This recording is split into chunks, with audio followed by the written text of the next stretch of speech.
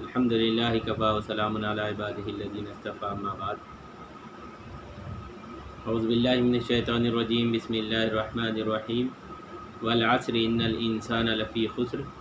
الا الذین آمنوا وعملوا الصالحات وتواصوا بالحق وتواصوا بالصبر۔ اس سورہ کا نام سورہ عصر ہے۔ اس سورہ میں اللہ تبارک و تعالیٰ نے زمانے کی قسم کھائی ہے۔ زمانے کی قسم کھا کر اللہ رب العزت ارشاد فرماتا ہے، زمانے کی قسم والعصر ان الانسان لفی خسر، زمانے کی قسم انسان خسارے میں ہے، گھاٹے میں ہے، نقصان میں ہے۔ الا الذین آمنوا، مگر جس کے اندر چار صفتیں پائی جائیں،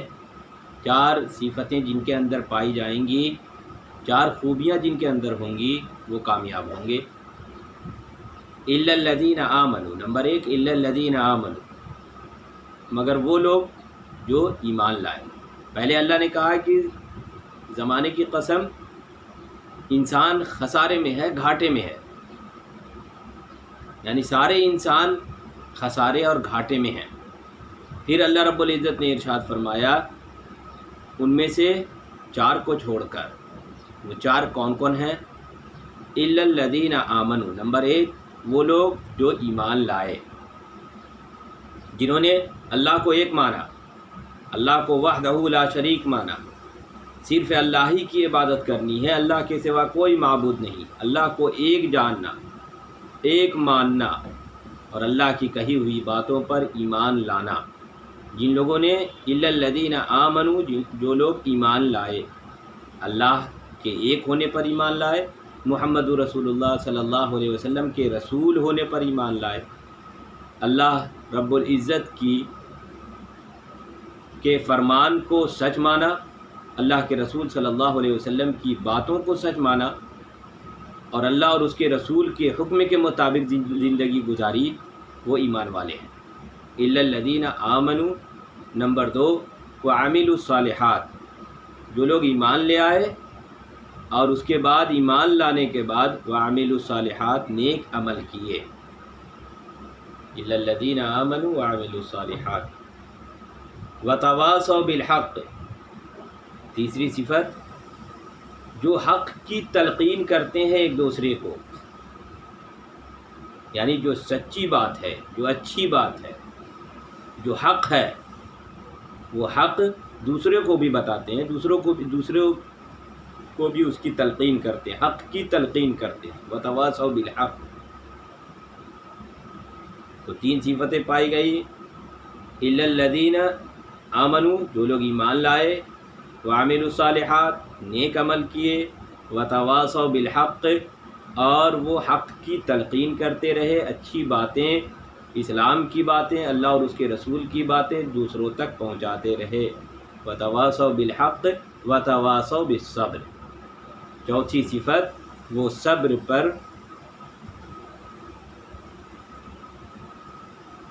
کی تلقین کرتے رہے۔ وتواصوا بالحق وتواصوا بالصبر،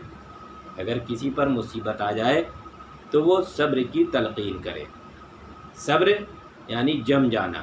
جو مصیبتیں آئی ہیں اس مصیبت کا ڈٹ کر مقابلہ کرنا، استقامت کے ساتھ، ثابت قدمی کے ساتھ، اپنے ایمان پر رہتے ہوئے جس مصیبت میں گرفتار ہے اس مصیبت سے چھٹکارا پانے کی کوشش کرنا، اللہ سے دعائیں کرنا اور جمے رہنا، اللہ کی عبادت کرتے رہنا، اللہ کی نافرمانی نہیں کرنا، اللہ پر ایمان لاتے ہوئے، اللہ سے توفیق طلب کرتے ہوئے، اللہ تعالیٰ نے جو ہمارے اوپر کام سپرد کیے ہیں، جو فرائض ہمارے اوپر سپرد کیے ہیں، جو ہماری ڈیوٹی ہے،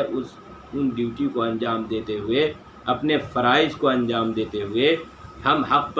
حق کی تلقین کرتے رہیں، اور مصیبتیں آئیں تو ڈٹ کر مقابلہ کریں، ثابت قدمی کے ساتھ اپنے مشن پر اٹل رہیں، ڈٹے ہوئے رہیں، جمے ہوئے رہیں، تو یہ چار لوگ کامیاب ہیں۔ اللہ رب العزت نے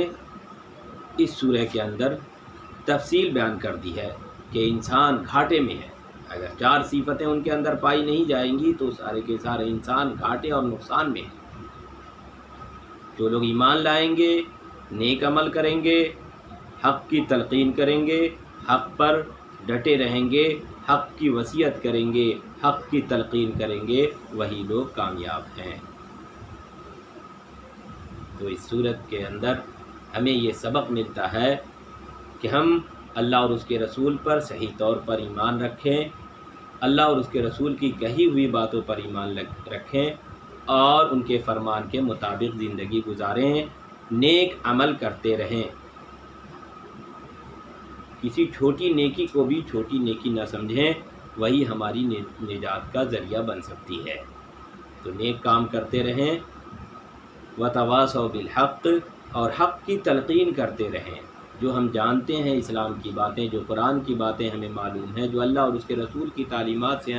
ہمیں معلوم ہے، ہم دوسروں تک اس کو پہنچاتے رہیں، دوسروں کو بھی روشناس کراتے رہیں، دوسروں کو بھی اس کی تلقین کریں، نیکیوں کی ترغیب دیں اور حق کی تلقین کرتے رہیں، صبر پر ڈٹے رہیں اور صبر کی تلقین کرتے رہیں۔ اللہ رب العزت ہم تمام لوگوں کو اس پر عمل کرنے کی توفیق عطا فرمائے۔ وآخر دعوانا ان الحمد للہ رب العالمین۔